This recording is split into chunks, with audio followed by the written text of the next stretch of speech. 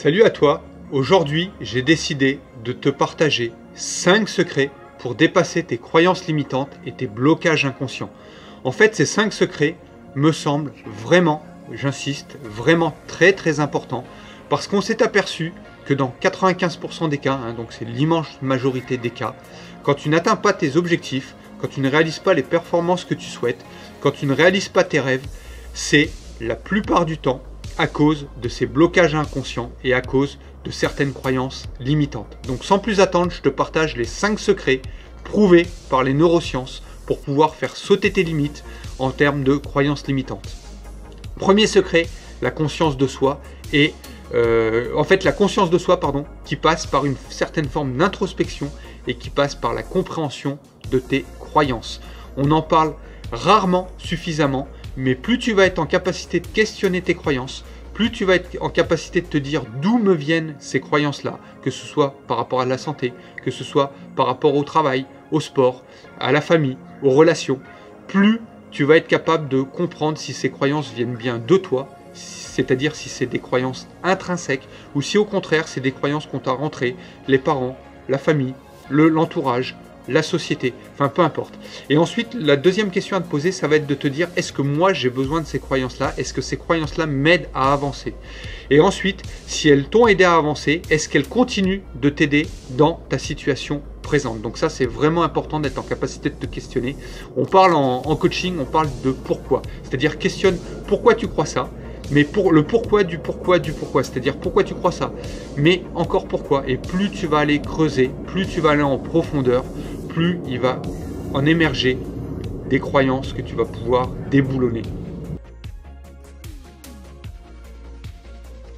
Deuxième point, deuxième secret vraiment important, la reprogrammation de ton inconscient, c'est-à-dire la reprogrammation de ton cerveau.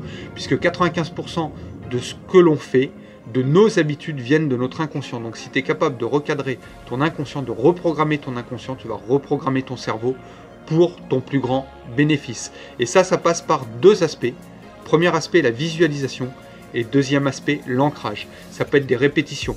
Mais attention, quand je parle de visualisation, c'est autant les visualisations que tu veux réaliser, les visualisations dites positives, que les visualisations dites négatives. J'insiste dessus parce qu'on voit beaucoup de choses sur la pensée positive. Je ne fais pas partie de cette école-là. En fait, plus tu vas être capable de faire de ce qu'on appellerait du post-mortem, c'est-à-dire d'imaginer le pire du pire des scénarios possibles, plus tu vas être capable de t'y préparer. Donc c'est aussi important. Je ne dis pas d'être négatif, mais tu dois être capable de visualiser autant le positif que le négatif. Et ensuite, tu vas t'ancrer sur de nouvelles habitudes ou sur de nouvelles croyances ou sur de nouveaux mantras. Troisième secret, ça va être le recadrage de tes pensées. Et ça passe par quoi, le recadrage de tes pensées? Ça passe par une forme d'affirmation. Et là, ça passe par des affirmations positives et par des mantras, et par des choses que tu vas vouloir répéter jusqu'à ce qu'elles se reproduisent. Parce que souvent, nos pensées, c'est des boucles rétroactives du passé.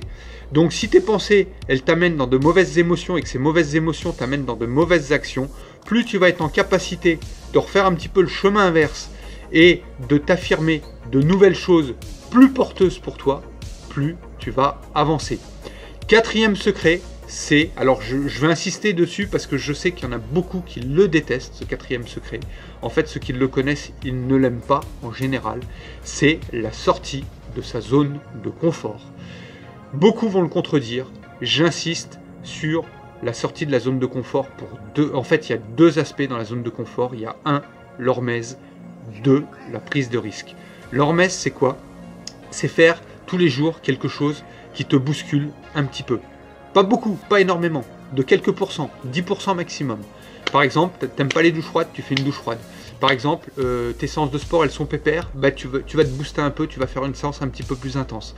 L'hormèse, c'est en fait choquer ton corps et choquer ton esprit pour le forcer à s'adapter et pour le forcer à progresser. Donc en gros, t'étends ta zone de confort. Et la prise de risque, pourquoi je te parle de prise de risque? Parce que toutes les études démontrent que le succès, la réussite, la réalisation de rêves, la réalisation d'objectifs passe toujours par un certain niveau de prise de risque. Et j'irai même plus loin, je dirais qu'en général, ton succès est corrélé à ta capacité à oser prendre des risques. Donc ça ne veut pas dire de te mettre en danger au niveau de ton intégrité physique, au niveau de la possibilité de mourir, mais ça veut dire faire des choses que tu n'oses pas faire. 99% des peurs sont dans notre tête, 99% des peurs sont liées à de fausses croyances, donc plus tu vas être capable d'oser te mettre dans une certaine situation d'inconfort et dans un certain niveau de risque, plus tu vas pouvoir réussir. Et enfin, le 5e secret, je l'ai mis en dernier, mais il est vraiment très important. Je l'ai mis volontairement en dernier parce qu'on est tellement déconnecté par toutes les notifications, par les réseaux, par la vie moderne, qu'on a tendance à s'en déconnecter, mais pourtant il est vraiment important, c'est l'intuition. Et immédiatement avec l'intuition, parce que l'intuition elle a souvent les meilleures réponses pour toi, mais immédiatement avec l'intuition, je vais mettre un autre paramètre qui me semble important, parce que l'intuition, on a du mal à avoir de bonnes intuitions tellement qu'on est déconnecté, comme je le disais juste avant, ça va être le lâcher prise. En gros, oui, tu te fixes un objectif, oui, tu as un rêve, oui, tu as un désir, oui, tu as une souffrance à éloigner, mais une fois que tu l'as bien identifié, tu mets en place un processus, tu mets en place une stratégie, tu mets en place un plan d'action, et après ça va être d'avoir la capacité à te détacher, à lâcher prise sur le résultat, à lâcher prise sur le but que tu vas atteindre, et à te concentrer, à être focus sur le processus et sur le moment présent. On s'est même aperçu que les vendeurs qui s'obstinent à vouloir à tout prix un oui sont en définitive de moins bons vendeurs que ceux qui aiment la négociation mais qui vont s'octroyer la possibilité d'avoir un non de leur prospect. Pourquoi? Parce que quand tu es en capacité d'avoir un non et quand tu es en capacité d'entendre et d'accepter ce non, ça te permet de lâcher prise et ça te permet vraiment d'être en écoute, d'entrer dans une saine communication et de mieux comprendre ton prospect, de mieux comprendre ton client et donc bien entendu de mieux pouvoir l'aider. Voilà, j'espère que cette vidéo t'a plu. Pense à liker, ça me fera plaisir et ça donnera de la force à la chaîne. Pense aussi à commenter et à partager si tu penses que ça peut aider d'autres personnes. Et moi je vais te récapituler rapidement en 20 secondes les 5 secrets pour bien que tu puisses te les noter. Premier secret, c'est la conscience de soi qui passe par la compréhension de tes croyances et par une forme d'introspection. Deuxième secret, la reprogrammation de ton inconscient, donc la reprogrammation de ton cerveau. Troisième secret, le recadrage de tes pensées. Quatrième secret, la sortie de la zone de confort.